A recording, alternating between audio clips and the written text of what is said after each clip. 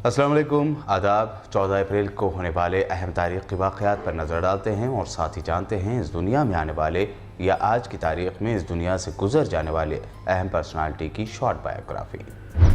14 अप्रैल 1865 के दिन अमेरिका के 16वें सदर इब्राहिम लिंकन को कत्ल कर दिया गया। अब्राहम लिंकन को वाशिंगटन के फोर्ड थिएटर में उस वक्त गोली मार दी गई जब वो अवर अमेरिकन कजिन नामी ड्रामा देख रहे थे। अमेरिकी सदर को गोली मारने वाले जॉन वाइक्स बूथ एक पेशावर थिएटर एक्टर थे। बालकनी में बैठे अब्राहम लिंकन के सिक्योरिटी गार्ड जॉन पार्कर उस वक्त उनके साथ नहीं थे, वो इंटरवल में ही वहां से बाहर निकल गए थे। रात 10:15 बजे मौका देखकर जॉन वाइक्स बूथ ने इब्राहिम लिंकन को सर पर पीछे से गोली मार दी। मेजर हेनरी रेथबोन ने हमलावर वाइक्स बूथ को पकड़ने की कोशिश की पर कामयाब न हो सके। इब्राहिम लिंकन को अस्पताल ले जाया गया जहां अगली सुबह 7:22 पर उनकी मौत हो गई। लिंकन को गोली मारने वाले जॉन वाइक्स बूथ को 10 दिनों बाद वर्जीनिया में एक फार्म से गिरफ्तार किया गया जहां अमेरिकी फौजियों ने उसे एक इनकाउंटर में मार गिराया। भारतीय आइन के मेम्बार और दलितों के कायद-ए-आज़म डॉक्टर भीमराव अंबेडकर 14 अप्रैल 1891 को मध्य प्रदेश में ज़िला इंदौर के महू में पैदा हुए। उनका परिवार मराठी था और वो मौजूदा महाराष्ट्र के रत्नागिरी जिले के गांव आंबड़वे से ताल्लुक़ रखते थे। वो हिंदू महार ज़ात से थे जो उस वक्त अछूत कहे जाते थे और उनके साथ सियासी और इक़्तिसादी तौर से बहुत भेदभाव किया जाता था। उन्होंने मराठी और अंग्रेज़ी में डिग्री हासिल की थी। अंबेडकर ने सन 1898 में दोबारा शादी कर ली और परिवार के साथ बम्बई चले आए। यहाँ अंबेडकर अल्फिंस्टन रोड पर वाक़े गवर्नमेंट हाई स्कूल के पहले अछूत तालिब-इल्म बने। आगे चलकर अंबेडकर ने मुल्क से छूत-छात, बच्चों की शादी जैसे कई गैर समाजी रिवायतों को ख़त्म करने में अहम रोल अदा किया। भारत के आइन को तैयार करने में भी उनका अहम रोल है। अंबेडकर को गौतम बुद्ध की तालीमात ने मुतासिर किया था और आखिरकार उन्होंने अपने हज़ारों हामियों के हमरा बौद्ध मजहब इख्तियार कर लिया था। एक सदी पहले ऐश व आराम और शान व शौकत से भरपूर टाइटैनिक जहाज़ समंदर में सफ़र करते हुए बर्फीले चट्टान से टकरा गया था। टाइटैनिक को इस तरह से तैयार किया गया था कि वो कभी डूबे नहीं, लेकिन एक बर्फानी चट्टान से टकराकर ये डूब गया। जहाज़ की बर्फानी चट्टान से टक्कर 14 अप्रैल 1912 को हुई थी और एक दिन बाद यानी 15 अप्रैल को वो पानी में डूब गया। कई दहाइयों तक इसके मलबे की तलाश की गई। आखिरकार 1985 में समंदर की तह से करीब 4 किलोमीटर नीचे पड़ा इसका मलबा ढूंढ लिया गया था।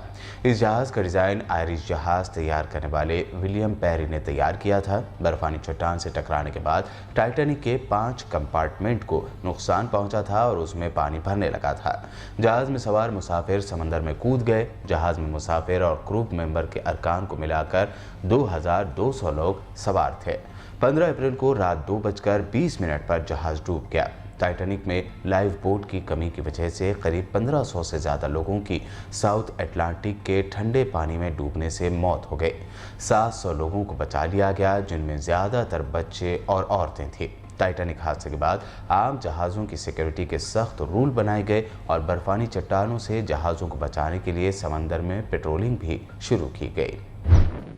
भारतीय फिल्म इंडस्ट्री में अनोखी और साफ आवाज़ की मलिका शमशाद बेगम 14 अप्रैल 1919 को रियासत पंजाब के अमृतसर में पैदा हुए।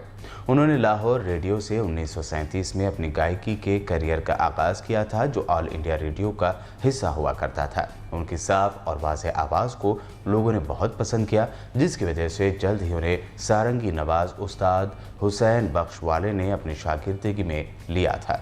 शमशाद बेगम की आवाज़ से तो लोगों को शनासाई थी ही, मगर लोगों को उनका चेहरा देखने का मौका 1970 की दहाई में मिला क्योंकि वो अपनी तस्वीर खिंचवाने से हमेशा कतराती थी। उन्होंने बरसगीर के नामवर मौसीकारों ओ.पी. नैयर और नौशाद अली के साथ काम किया और उनके साथ गाने वालों में लता मंगेशकर, आशा भोसले और मोहम्मद रफ़ी भी शामिल थे। उनके नगमों में मदर इंडिया का होली का गीत, मुग़ल आज़म की क़वाली, तेरी महफिल में किस्मत आज़मा कर हम भी देखेंगे जैसे मकबूल ख़ास व आम गीत भी है। सन 2009 में शमशाद बेगम को भारत के पद्म भूषण अवार्ड से नवाजा गया था। कई मशहूर फिल्मों में अपनी आवाज़ का जादू जगाने वाली गुलकारा शमशाद बेगम का 94 साल की उम्र में मुंबई में इंतकाल हो गया। उनके नगमे आज भी लोगों को अपनी जानिब मुतवज्जो करते हैं। 14 अप्रैल 1970 में अमेरिकी स्पेस की तारीख में एक गंभीर वाक़या रोनुमा हुआ था। स्पेस क्राफ्ट अपोलो 13 में हुए धमाके से 3 खलाबाज यानी एस्ट्रोनॉट्स की जान पर खतरा मंडराने लगा था। उड़ान के 56 घंटे बाद हुए इस धमाके से स्पेस क्राफ्ट की बिजली सप्लाई बंद हो गई। हालांकि 17 अप्रैल 1970 को अपोलो कामयाबी से ज़मीन पर वापस लौट आया। ये वीडियो आपको कैसा लगा कमेंट करके ज़रूर बताइए और हमारे चैनल को सब्सक्राइब और शेयर भी ज़रूर करें। देखते रहिए BPN चैनल।